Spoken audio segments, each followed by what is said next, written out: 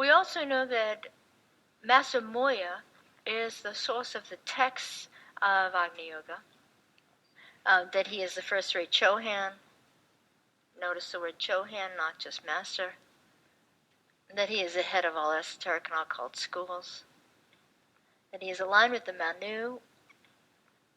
We're familiar with 3 department heads within hierarchy. So the Manu, the Christ, and the Mahachohan. These are offices or positions, and over great lengths of time, the beingness that is occupying and emanating the function of that office, department head, changes over time. We know that Maitreya is the current Christ, and we know that the Master R, Rikotsky, Saint Germain, is the current Mahachohan.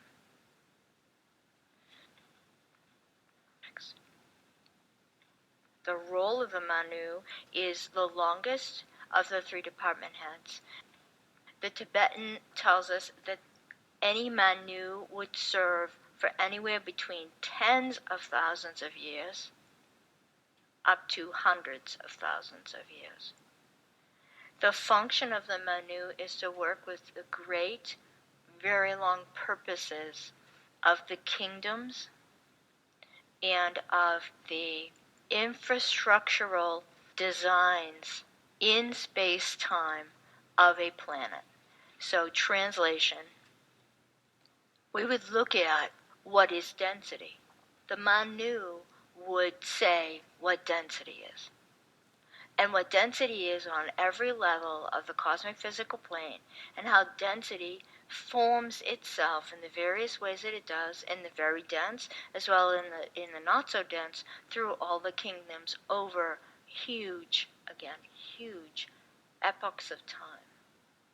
The Manu would also look at, for instance, liquidity. What is liquidity? Well, liquidity is everything from passion to blood in our veins, to rivers, to streams, to the ocean itself, to the astral currents, to telepathy, on and on and on. So just to give a couple of examples of the full range, and those are only the obvious ones, the full range of things that could be included in these substructures of divine thought / intention that have to do with our planet.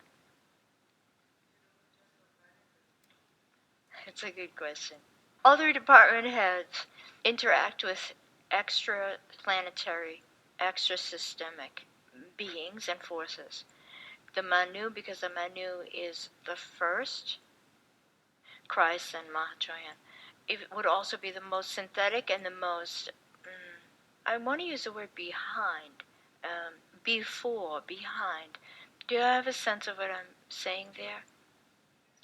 And also the most non-formed, the most essential, the most refined, the most empty, if you will.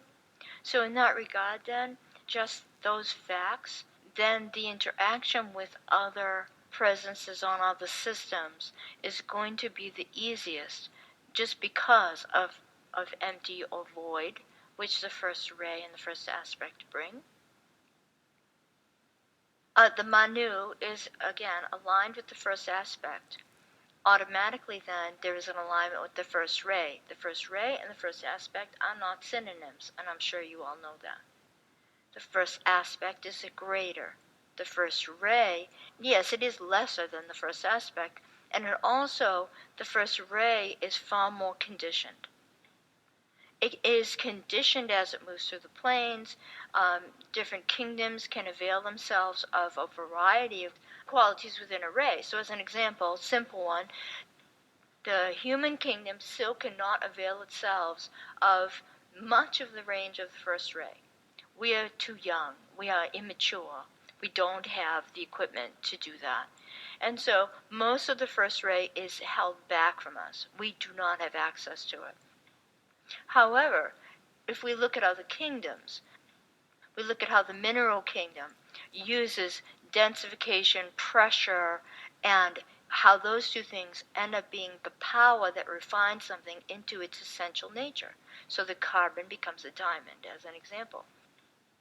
then we see how the first ray is used in the mineral kingdom in ways that the human kingdom can't yet. And we could do that going through the other kingdoms. The other one that is, again, I think most easy to see is the plant kingdom. That the first ray actually has to do with its essences and perfumes.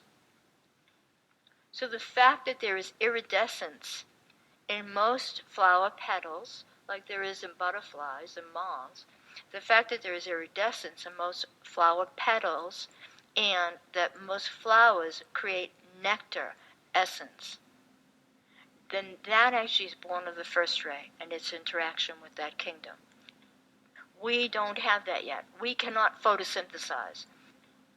All kingdoms on the planet are intended to demonstrate our light and to demonstrate that we are born of light, that we express light, and that we actually can imbibe it, just like the plant kingdom does. But until we can do that, that all is first ray as well as first aspect, but it is first ray. So then back to the Manu. The Manu is first aspect as a department head. The departments are by aspect. In addition, then, the current Manu is absolutely a first ray being. Then if we look at the Master Morya is a first ray Chohan. He and all esoteric schools, of which he is the head, are under the domain or dominion of the Manu. Now one could say, well, that's curious, how come those aren't under the domain of the Christ? Right? The Christ largely has to do with the human kingdom, not completely and not only, but largely. And certainly, because we are in a time of change of an age, then the Christ is very much gazing into the affairs of humanity. We are, from a Buddhist point of view, we are still a long time from Maitreya actually touching down on the earth. Interestingly, Trans-Himalayan wisdom and DK say, no, we're not so far away. Even, the idea of 2025 and things like that have been given. But the Manu's focus is beginnings and endings of great cycles. We are in a cycle that's beginning and an ending. So then the Manu's eye is also towards humanity and how humanity is functioning in this change of an age. That means the Manu, the Christ, and the Mahachohan are all very focused right now within the human kingdom and its affairs. That doesn't happen that often. It happens. It doesn't happen that often. So we want to take note of that. And back to the Master Morya. Master Morya, first ray, first aspect, Manu. So the Master Morya then, being the first ray Chohan, is directly aligned and one could say a heart disciple of the Manu. The Master Morya does not give indication in Agni Yoga or in the Mahatma letters as examples that he is in tutelage to be the next Manu. However, we could wonder if he is not, then what is he in training for? And that would then suggest, as esoteric schools, all occultism, that he is in training to be a planetary logos. And how did I jump from here to there? Because all esoteric schools, all occultism is simply the laws of creation and magic, the laws of life itself.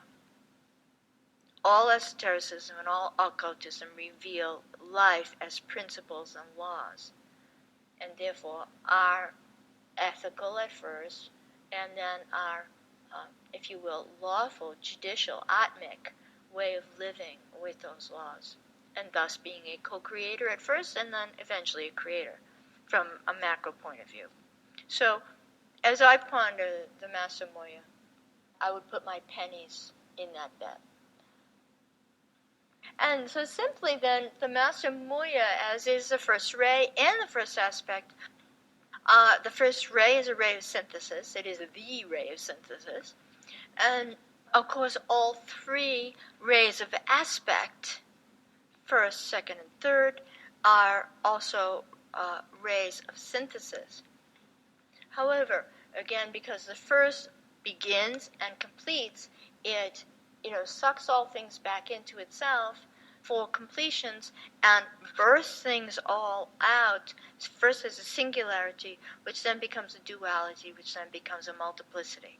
That's just the nature of existence, at least within the cosmic physical plane, as we can deduce it or engage it.